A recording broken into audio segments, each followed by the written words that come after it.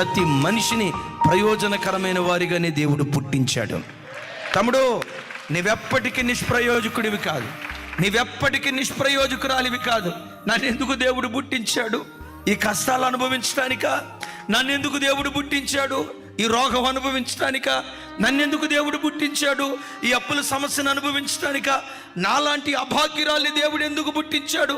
ఈ రోగంతో జీవితకాలం అంతా అల్లాడిపోవటానికా? నో, నీ బ్రతుకు మీద దేవునికి గొప్ప ప్రణాళికలు ఉన్నాయి.